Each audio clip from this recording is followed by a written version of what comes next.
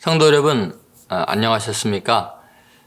오늘은 고난주간 둘째 날을 맞이하게 됩니다. 특별히 둘째 날, 월요일 날 예수님의 행적이 아주 중요한 일이 있다면 그것은 성전을 정화하는 일이죠. 근데 이것을 권위의 날이라고 합니다. 예수님께서 권위를 가지고 성전을 청소하시는 그런 일들을 하게 됐죠. 사실은 그 고난주간 첫째 날 나귀를 타고 예루살렘 성에 입성해서 성전을 한번 둘러보시죠. 둘러보시고 예수님께서 너무나 충격을 받으셨습니다. 너무나 세속화되고 타락한 그 모습 때문에 주님께서는 작정을 하시고 그 다음 날인 이 월요일 날 성전에 가셔서 그 모든 돈 바꾸는 자들 또 비둘기를 매매하는 자들 다 상을 뒤어 엎으시면서 정화의 일을 하시고 또 무화과 나무를 마르게 하시는 사건을 통해서 이 성전의 기능을 새롭게 하실 것을 이야기하십니다. 이 말씀은 마태복음 21장 12절에서 17절의 말씀에 자세히 나와 있는데 한번 이 말씀을 들어보시기 바랍니다.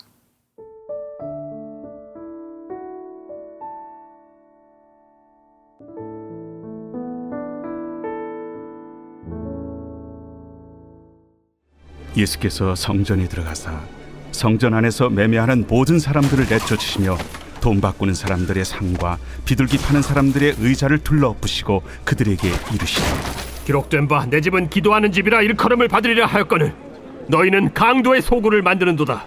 맹인과 저는 자들이 성전에서 예수께 나오매 고쳐주시니 대제사장들과 서기관들이 예수께서 하시는 이상한 일과 또 성전에서 소리질러 호산나 다윗의 자손이여 하는 어린이들 보고 노하여 예수께 말하되 그들이 하는 말을 듣느냐?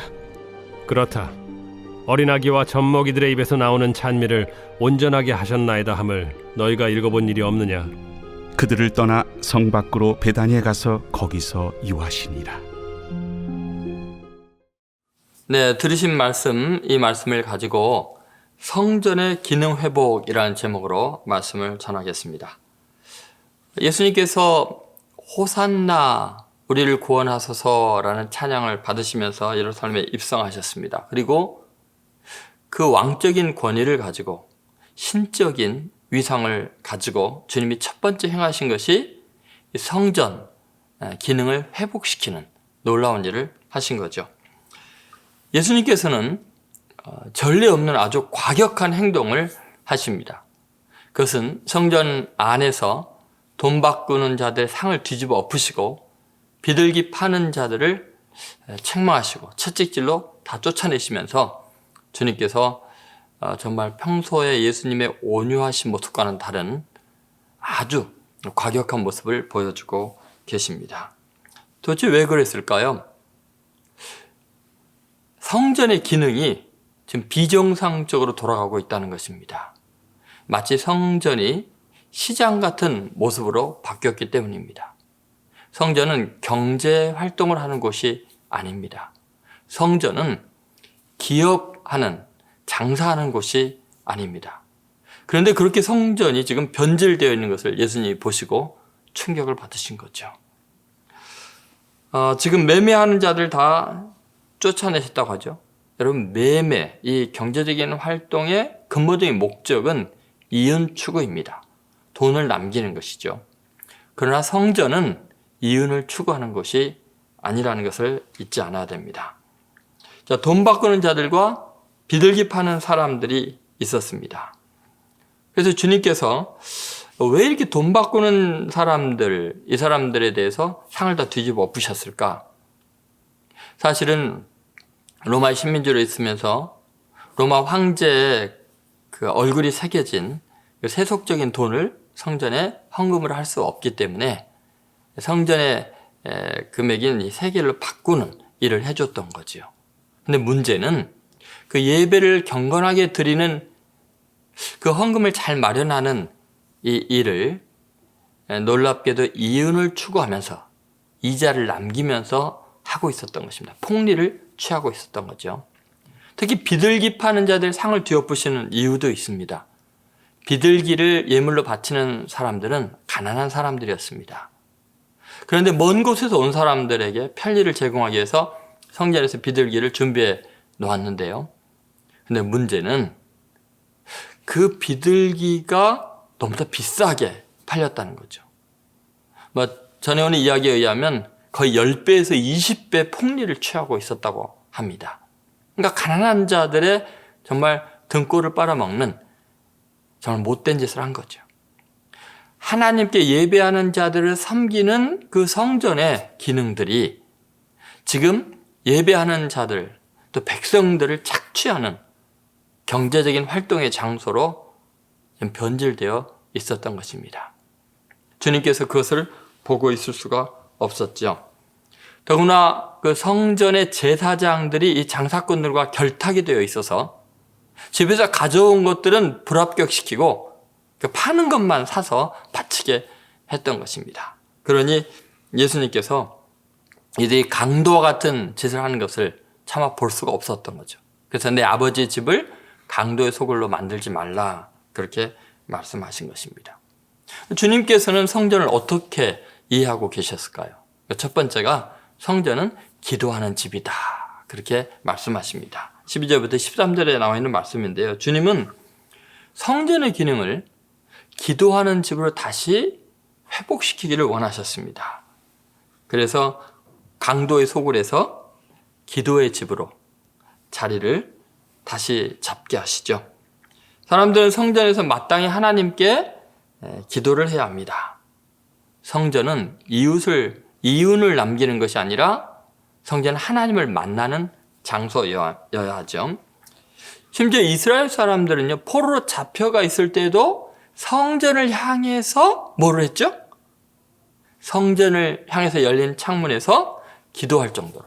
다니엘 같은 사람도 그랬죠. 성전은 하나님을 만나는 곳이고 기도하는 곳이지 돈을 만나는 곳이 아니고 돈을 버는 곳이 아니라는 것입니다. 그러므로 성전 활동의 중심은 절대로 여러분 경제적인 원리, 세속적인 가치 추구의 어떤 수단이 되어서는 안 됩니다. 여러분, 성전은 기업을 운영하듯이 운영되어서는 안 됩니다.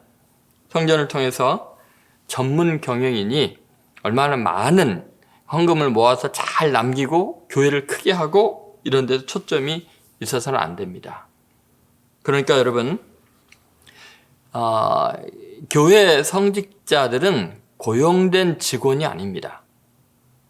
또 교회 중직자들이 이사진이나 주주들이 아닙니다. 모두가 하나님 앞에 예배하고 하나님께 기도하러 모인 아름다운 신앙 공동체입니다. 그러니까 성전은 어떤 상황에서도 기업적인 원리, 경제적인 원리로 운영이 돼서는 안 된다는 거죠.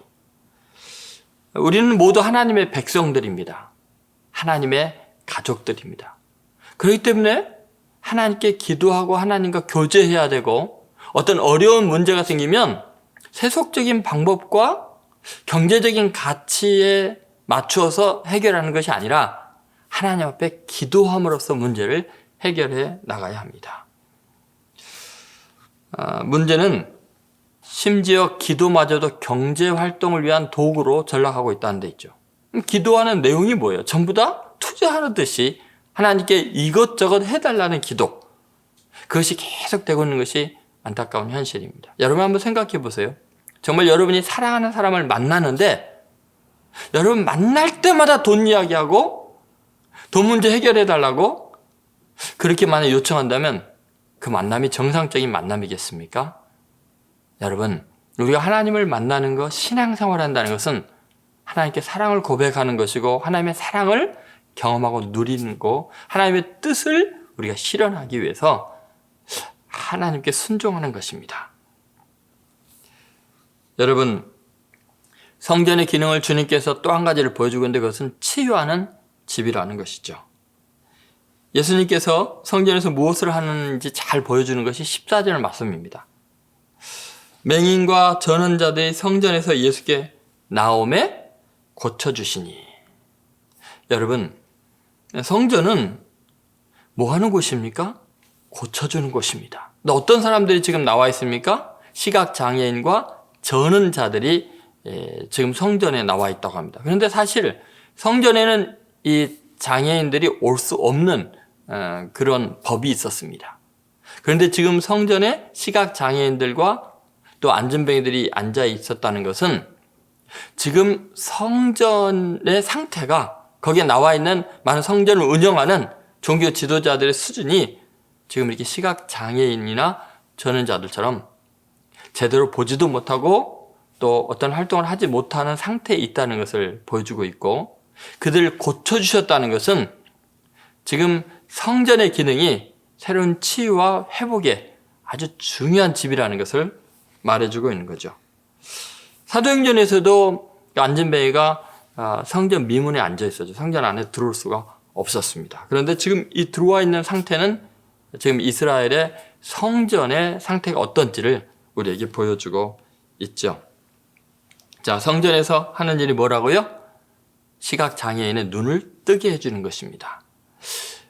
영적인 안목이 다시 열리게 해주는 것이 성전의 중요한 기능이라는 것입니다. 주님께서는 요한복음 9장에서 이런 말씀하셨습니다. 너희가 본다고 하니 너희 죄가 거저 있느니라.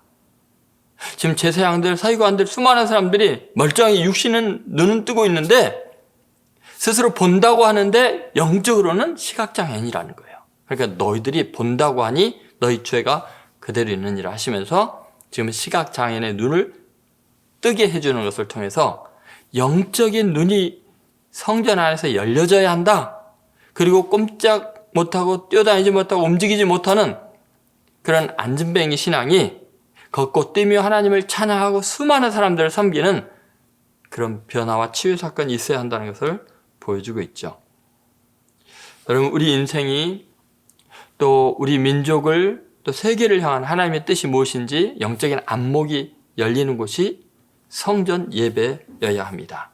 그리고 성전에서 예수님 그분의 주시는 능력으로 새 힘을 얻고 이 시대를 치유하고 하나님의 뜻을 이루는데 손발이 움직이는 사람들이 되어야 할 것입니다. 이처럼 주님께서는 성전의 기능을 회복시키는 그러한 놀라운 일을 이 월요일 고난주간 두 번째 날에 감행하신 거죠.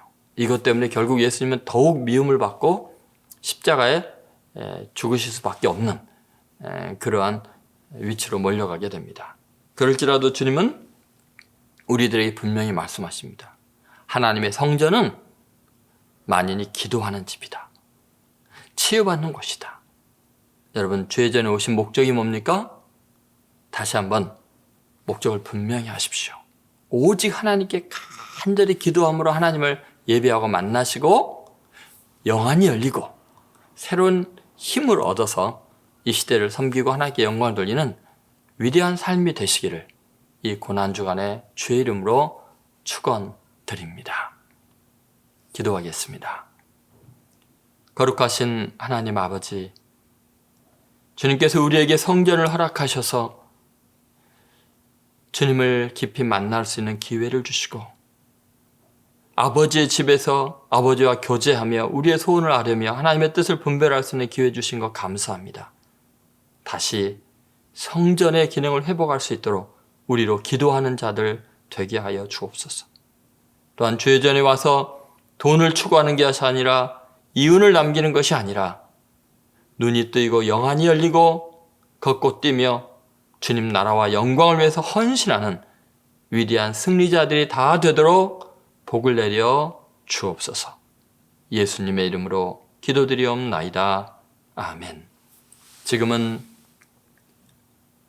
우리를 위하여 십자가를 지신 예수 그리스도의 은혜와 독생자를 보내신 하나님 아버지의 극진하신 사랑과 성령의 감동 감화 교통하심이 남은 생애 동안 주의 전을 사모하며 주의 전에서 간절히 기도하며 주의 전에서 새로운 안목이 열리며 주님께 영광 돌리기를 소망하는 하나님의 아들, 딸들 머리 위에 고통당하는 이 민족과 세계 위에 지금으로부터 영원히 함께 하시기를 간절히 축원하옵나이다.